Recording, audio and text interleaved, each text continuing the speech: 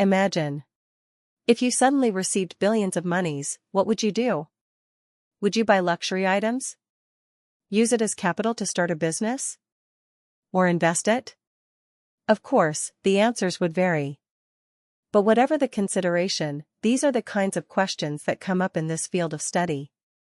This isn't just about money, it's much bigger than that.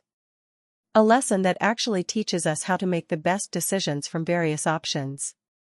A field that has existed since humans built civilizations. A discipline born from the world, from culture, and even politics. This is economics. So, what exactly is economics? Here's some meanings according to experts. So, it can be concluded that economics is a social science that studies human behavior in managing limited resources and distributing them among various individuals or groups within a society. There are two main branches of economics, microeconomics and macroeconomics. Let's break those down. A. Microeconomics studies the smaller parts of the overall economic activities, such as companies, markets, price development of products, and resource allocation. That focuses on how consumers use their income to purchase goods or services, as well as how producers determine their level of productivity. B. Macroeconomics studies the economy on a broader and larger scale. In macroeconomics, topics include inflation and deflation, exports and imports, unemployment, and international trade. Both micro and macroeconomics are crucial for understanding how economies function, whether it's the price of milk at your local store or why interest rates are rising. Wants and scarcity. Next up, let's talk about wants and scarcity. These are foundational concepts in economics. Wants are anything you desire, things like a new phone, vacation, or car. The problem is, we all have unlimited wants, but only limited resources to fulfill them. And this is where scarcity comes in. Scarcity means that there simply isn't enough of everything to go around. It's the gap between our unlimited wants and the limited resources available to satisfy them. For example, imagine you're in a coffee shop. You have $5 and you want both a latte and a croissant, but you can only afford one. The choice you make depends on what you value more at that moment, your want for caffeine or your want for a snack. In this case, your limited resource is money. Goods and services. To satisfy our wants, we consume goods and services. But what's the difference? Goods are physical, tangible objects that can be bought or sold, things like food, clothes, or a car. Services are activities performed by others for your benefit, such as getting a haircut, using public transportation, or attending a class. Both goods and services are produced using resources, and how we manage these resources is at the heart of economic decisions. Speaking of resources, in economics, we often call these the factors of production.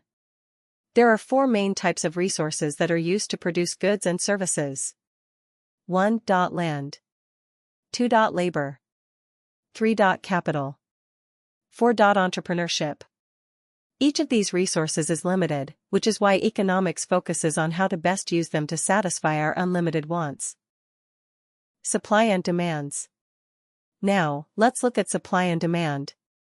These are the forces that drive the prices of goods and services in the market.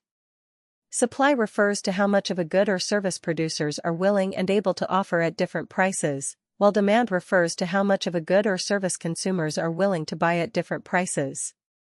When supply and demand are in balance, we get what's called the equilibrium price.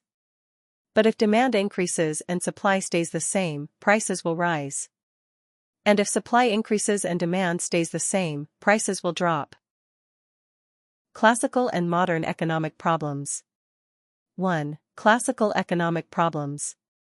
According to Adam Smith, economic problems consist of three main aspects: production, distribution, and consumption. A. Production. This refers to the activity of generating goods or services. As a result, the prices of these goods or services may increase due to scarcity. B. Distribution. This involves the process of delivering goods from producers to consumers. Distribution problems include the selection of distribution methods and techniques. C. Consumption, this is the activity of using goods or services. Issues that arise in consumption include whether the product can be used effectively or if it is wasted due to its excessively high price. 2. Modern economic problems. Similar to classical economics, modern economics also has three main problems, as follows. A. What products will be produced?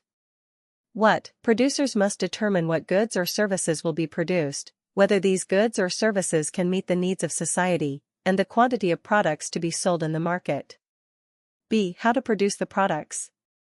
How. The second modern economic problem involves the techniques for producing goods or services. This includes selecting raw materials, employing staff, determining suitable methods for processing raw materials, packaging processes, and delivery. C. For whom are the goods or services produced? To whom, finally, it is important to determine who will consume the products. This can be assessed based on characteristics such as demographics, age, location, occupation, social status, and income. Finally, let's talk about why economics matters to you. Whether you realize it or not, economics affects your everyday life. From the prices of groceries to the interest rate on your student loan, economic principles are at play. By understanding economics, you can make smarter choices. Whether it's budgeting your money, deciding when to buy something, or even understanding how government policies affect your life, economics is all about making the best use of the resources you have.